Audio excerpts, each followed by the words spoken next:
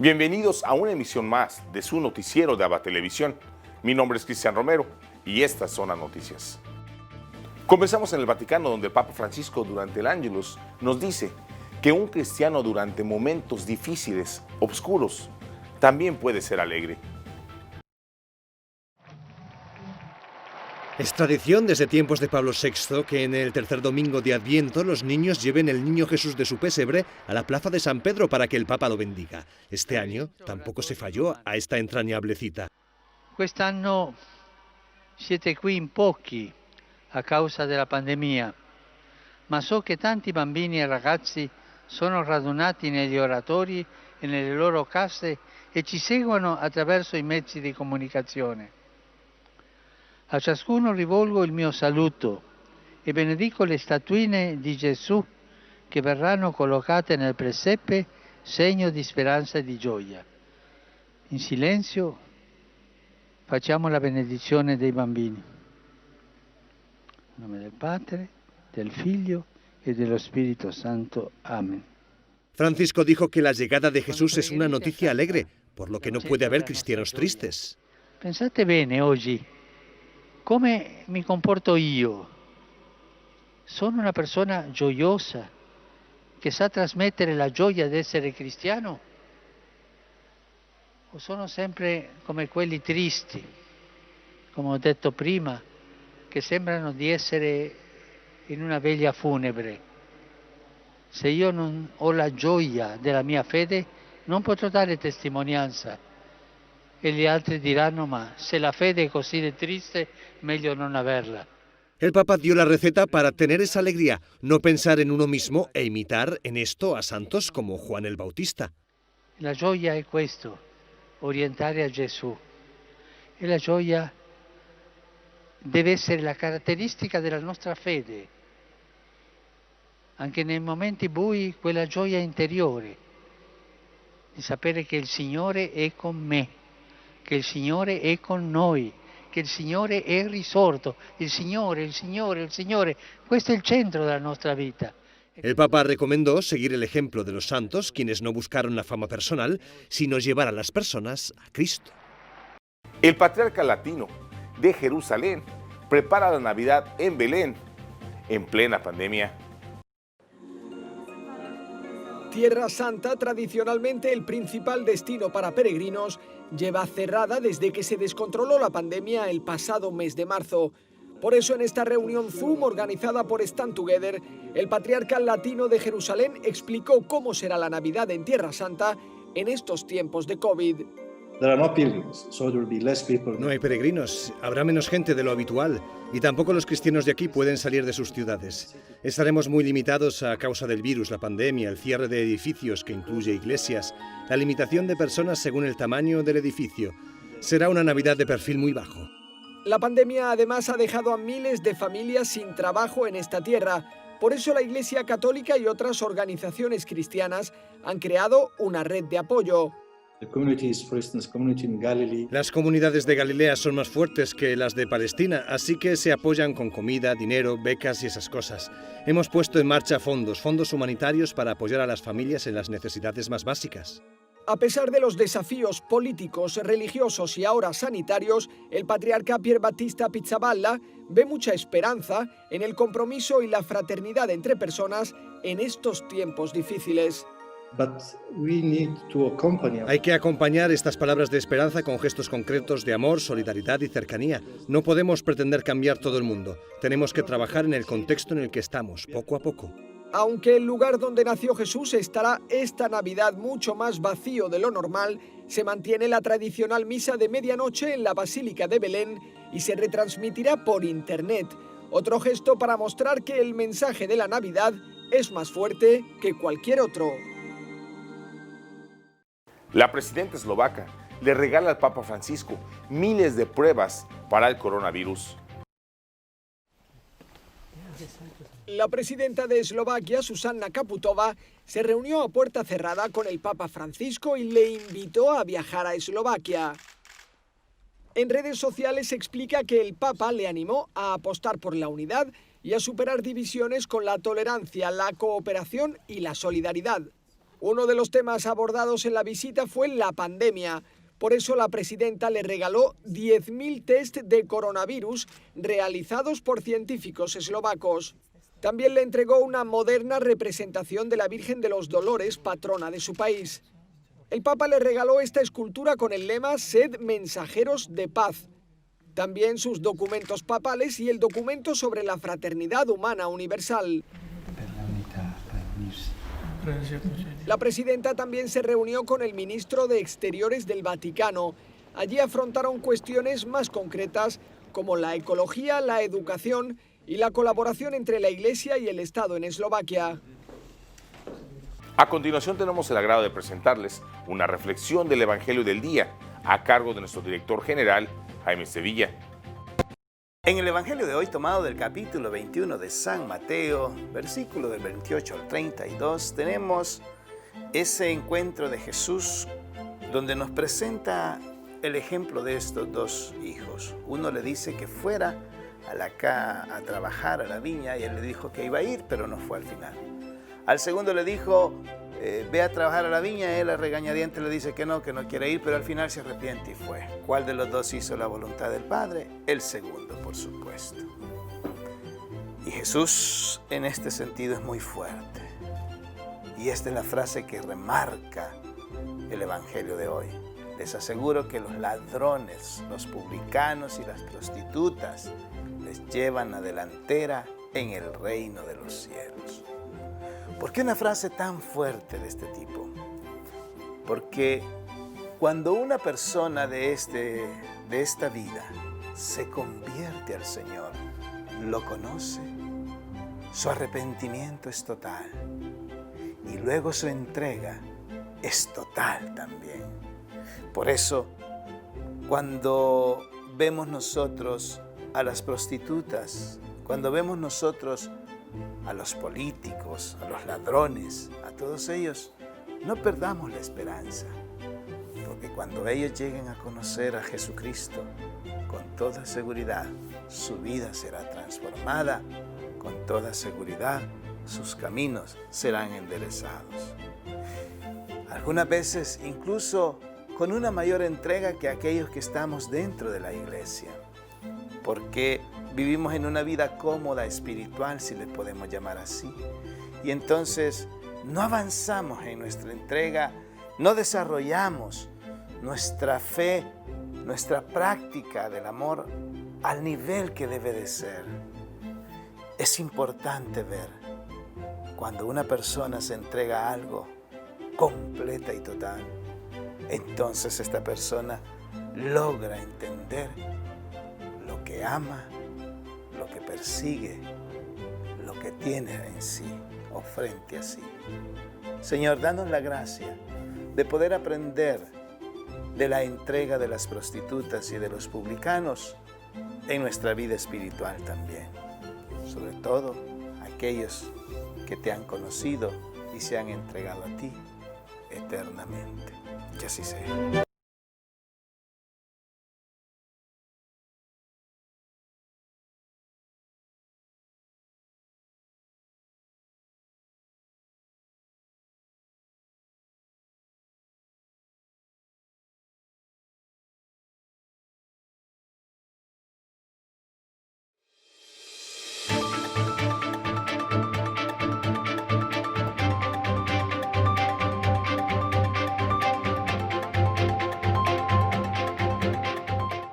El Papa Francisco se compromete que en el Vaticano reducirán a 0 emisiones de dióxido de carbono antes del 2050. El Papa participó este fin de semana en la Cumbre de Ambición Climática de la ONU junto a otros 77 líderes mundiales. El secretario general de la ONU, Antonio Guterres, invitó al encuentro virtual en el aniversario del Acuerdo de París solo a estados que anunciaran nuevas medidas para que el calentamiento global no supere 1,5 grados centígrados en los próximos 30 años. I call on all leaders worldwide to declare a state of climate emergency in their countries until carbon neutrality is reached. Durante el encuentro virtual, el Papa anunció 2 importantes compromisos. Por una parte, el Estado de la Ciudad del Vaticano se compromete a reducir a 0 las emisiones netas antes del 2050. Para reducir al mínimo las emisiones de CO2 propone un uso más racional del agua y la energía en su territorio. También medidas de eficacia energética, movilidad sostenible y economía circular en la gestión de desechos y reforestación para compensar las emisiones producidas. El segundo compromiso del Papa es promover una educación para la ecología integral en las escuelas y universidades católicas de todo el mundo, en las que ya estudian unas 70 millones de personas. La Casa de las Miradas es el fenómeno editorial de Italia y se publica en español.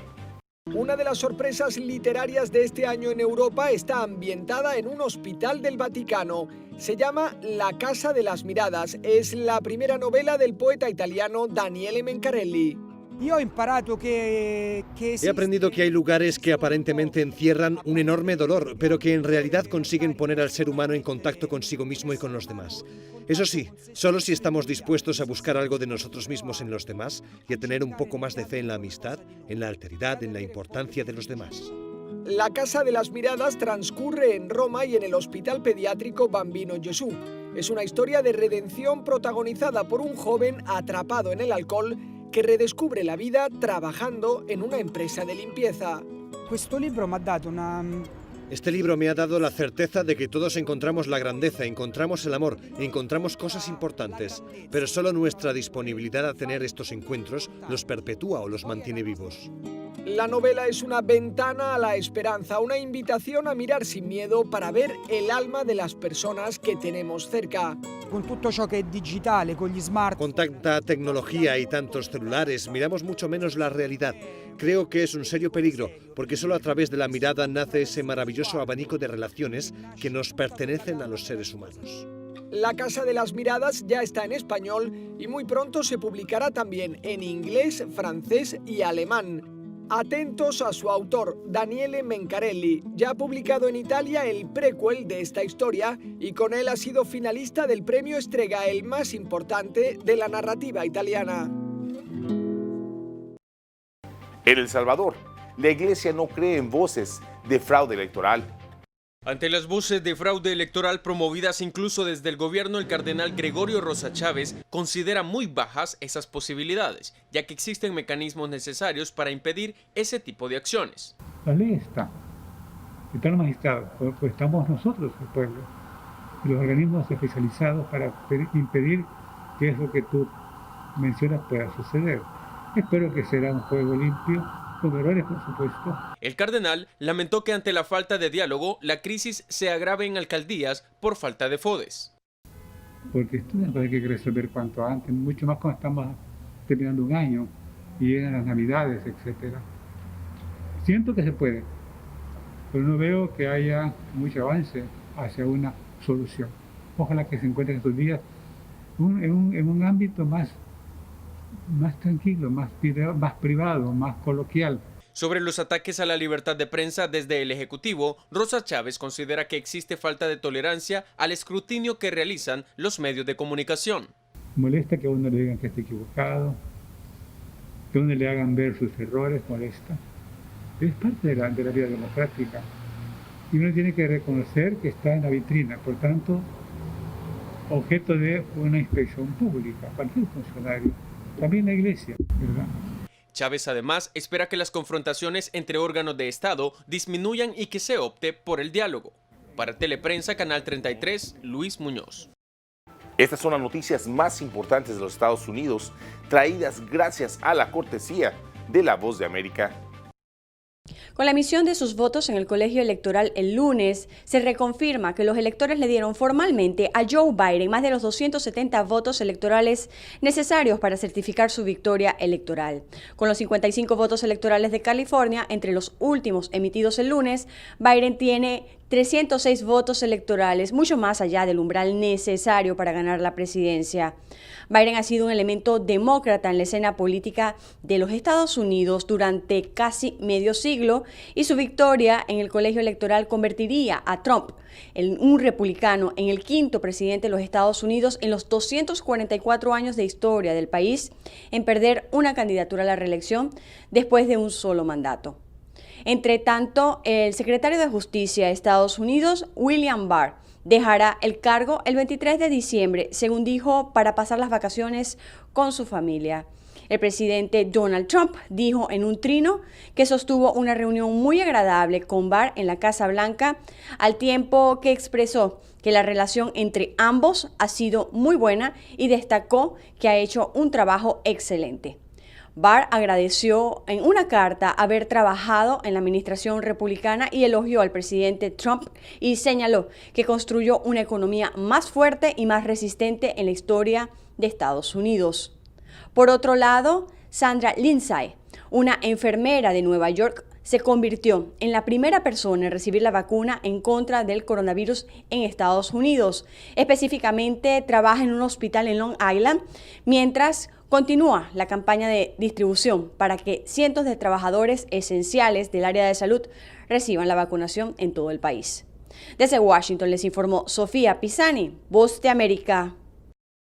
Ahora nos vamos a Sudamérica con nuestro amigo, el padre Manuel Rodríguez Rodríguez, misionero claretiano de nuestra cadena hermana JN19 Televisión, con un reportaje especial desde Lima, Perú, de lo que está aconteciendo en ese país. Reporta para la cadena de televisión ABBA y JN19 del Perú, el padre Manuel Rodríguez Rodríguez, misionero claretiano desde Lima. Comenzamos por los números. Tal como dice el Ministerio de Sanidad, han fallecido durante toda la pandemia un total de 36.754 personas y en las últimas 24 horas han fallecido 77 personas, más que ayer. Por otra parte, se está reproduciendo este virus en algunas ciudades o lugares del Perú. Por ejemplo, en Loreto. En Loreto, durante los últimos 2 meses, solamente ingresaban a diario contagiados 2 personas, 3 personas, y estos días están ingresando 15 personas. Quiere decir que no podemos bajar la guardia. Las tormentas están produciendo bastante daño, sobre todo por la sierra. Hay lugares donde los camiones no pueden pasar y hay lugares donde ha habido inundaciones, como en Pucallpa y en otros lugares, de tormentas y granizada, las dos cosas a la vez. En Cuzco se ha cerrado nuevamente la visita a la ciudadela de Machu Picchu. Llevaba mes y medio abierta, después de muchos meses cerrada, pero por la protesta de los pobladores contra la vía férrea, contra el transporte férreo, que lo consideran muy caro y poco frecuente, el Ministerio de Cultura ha decidido por ahora cerrarlo nuevamente. Es una pena porque es un lugar especial de cultura y de ingresos también económicos. Hoy comienzan los vuelos comerciales hacia Europa, a la Madrid, Barcelona, Londres, París y Ámsterdam. Una muy buena noticia para el intercambio comercial y para turismo y otros deberes y derechos. El eclipse de sol de ayer pues fue total en el sur, en Sudamérica, en Chile, en Argentina, en Perú, en la parte del sur en gran parte, pero lo demás ha sido muy parcial. Sabemos que el total solamente se dio pues así 2 minutos intensos donde el día se convirtió en noche. Y el próximo eclipse solar será en el año 2048. Estamos invitando nuevamente desde la Iglesia a colaborar. Navidad es compartir, en la sede de Cáritas en Girón Chancay 282. Y para todos, el lema de otros años: descongele usted su pavo, pero más su corazón. Que Dios bendiga a todos. Reportó desde Lima el padre Manuel Rodríguez Rodríguez.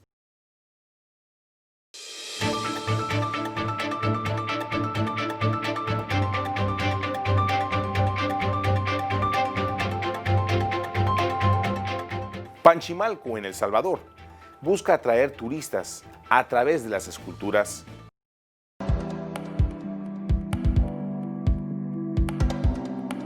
Atraer turistas es uno de los retos más difíciles para los municipios. Panchimalco es uno de los que apuesta por el turismo y esta vez quieren que los salvadoreños los visiten por sus enormes esculturas en la carretera que conduce hacia él.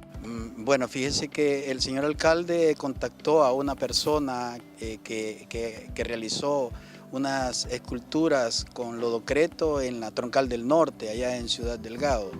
Él lo contactó para poder venir a enseñarnos a realizar los trabajos con lodocreto y con materiales reciclables. Al frente de este proyecto están 3 personas que, aunque no son netamente escultores, han tenido la visión y la creatividad para hacerlas, junto a un equipo de personas que se encargan de la elaboración de las esculturas y también de pintarlas. En ellas lo que se ha querido representar es a la familia, asegura don Julio César Amaya. Pero tenemos atrás de nosotros muchos colaboradores, entre ellos personas que saben de cuestiones de albañilería, de pintura, porque en la pintura tenemos a un grupo de jóvenes, como de entre 20 y 21 jóvenes, representados por Moisés Serrano. Él es un especialista en hacer tatuajes. Hemos tratado de hacer la pareja, hemos tratado de hacer en algunos lleva un hijito, para representar en ello la unificación familiar. Las esculturas están hechas con materiales reciclados, como por ejemplo costales de donaciones y lodocreto, y otras se elaboraron bajo la misma tierra que ya había en los lugares. La más grande de estas esculturas es la de un cocodrilo, que mide 22 metros de largo y hasta 3 de alto, y la más pequeña llega a medir 1 metro. Bueno, mencionar que Panchimalco tiene muchas rutas turísticas, no solamente, tenemos la Puerta del Diablo, tenemos el Parque Balboa, ahora se está creando la ruta turística la ruta de los animales, no sé cómo mencionarle. También tenemos un parque acuático, tenemos esculturas en piedra que han sido talladas por artistas internacionales. De ahí de donde nace la visión del señor alcalde de crear más esculturas con materiales ya reciclables aquí en el municipio. Las esculturas están ubicadas en el kilómetro 10,5 de la carretera a Panchimalco. Al visitarlas podrán ver más de 16 esculturas, entre ellas un cocodrilo, un hipopótamo, un elefante, mapaches, serpientes, un gorila y muchas más. Para De Mujer a Mujer cada mañana, Ivonne Renderos.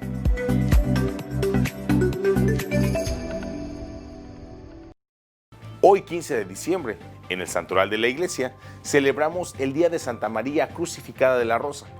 Conozcamos su historia. Era cuestión de tiempo. Todos esperaban ese 12 de marzo de 1947 el desenlace fatal, pues la monja Pierina Gili, de 36 años, ya había recibido la extrema unción e inconsciente deliraba invocando constantemente a la fundadora de la orden. Sus compañeras, las siervas de la caridad, entonaban oraciones para ayudarle a bien morir y de pronto se incorporó con inusitada energía mirando hacia un lugar indeterminado de la habitación y absorta se mantuvo sonriendo unos minutos. Al mismo tiempo la estancia se llenó de una dulce fragancia.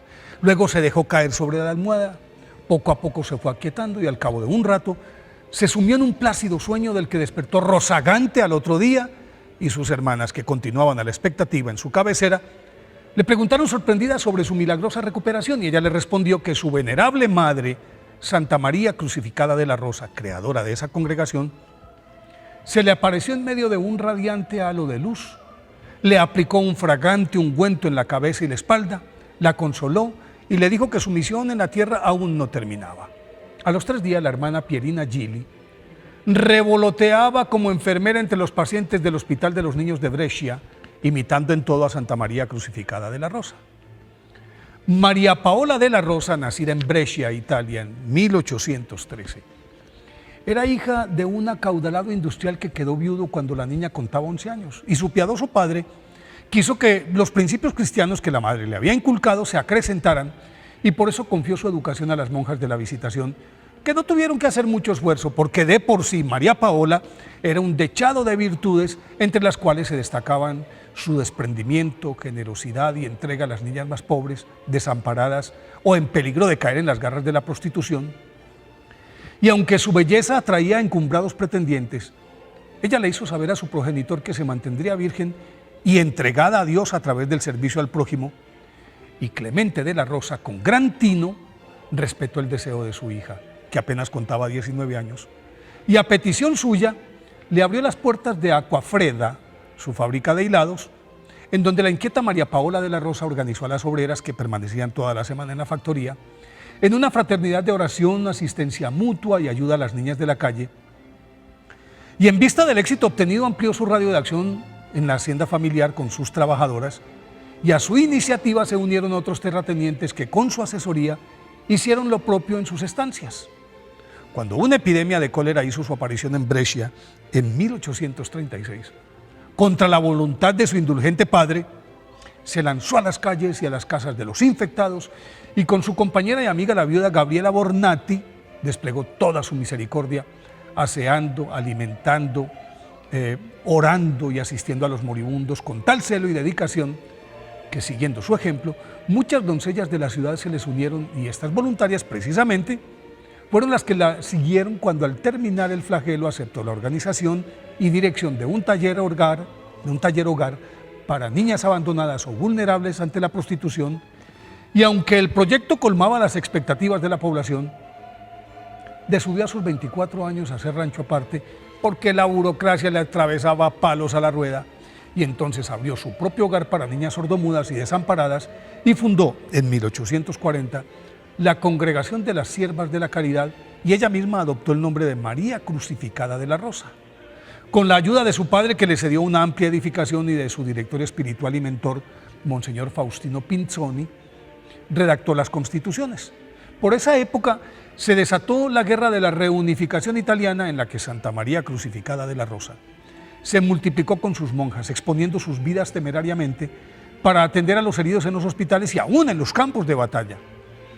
Todas las vicisitudes sufridas en medio de los combates y los continuos ataques de sus enemigos, que no aceptaban mujeres en estas lides, se vieron recompensadas en 1850, cuando el Papa Pío IX aprobó oficialmente su congregación, que comenzó a expandirse por toda Italia, y en ello ocupó sus últimos 5 años, porque en 1855, a los 42 años, su vida austera y su frágil salud le cobraron sus excesos y murió el 15 de diciembre de 1855 en su amada Brescia, y después de su fallecimiento siguió haciendo el bien. Eso fue lo que afirmó Pierina Gili tras la aparición de Santa María Crucificada de la Rosa, que le devolvió la salud y la fe. Fue canonizada por el Papa Pío XII en 1954. Por eso, hoy, día de su festividad, pidámosle a Santa María Crucificada de la Rosa que estimule en nosotros la disposición de hacer el bien sin mirar a quién. Ahora nos complacemos en presentarles el segmento El Minuto de San Óscar Romero. El 16 de marzo de 1980, Monseñor Romero decía en su homilía: nada me importa tanto como la vida humana. Y así es. En medio de tanta guerra y violencia feroz que vivía el país, Monseñor Romero levantaba su voz y decía: paz, alto, deténganse. ¿Por qué? Porque la vida es hermosa y cada uno tiene derecho a vivir dignamente, a vivir en libertad, a vivir en justicia, a vivir en paz. Monseñor Romero amaba tanto la vida. Gracias, Monseñor. Y para el final de nuestro noticiero les invitamos a unirnos en oración con el Papa Francisco por su intención de diciembre, que es una vida de oración.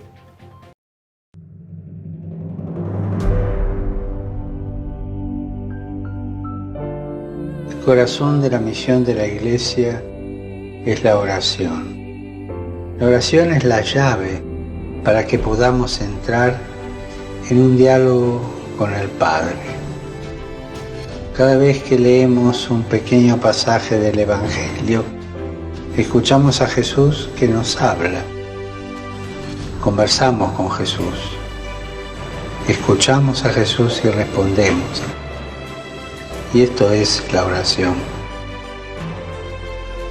Orando cambiamos la realidad y cambiamos nuestros corazones. Nuestro corazón cambia cuando ora.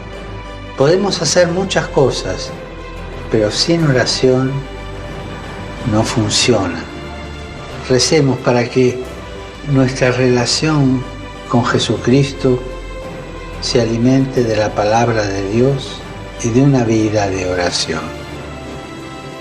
In silenzio tutti. Ognuno prega col cuore.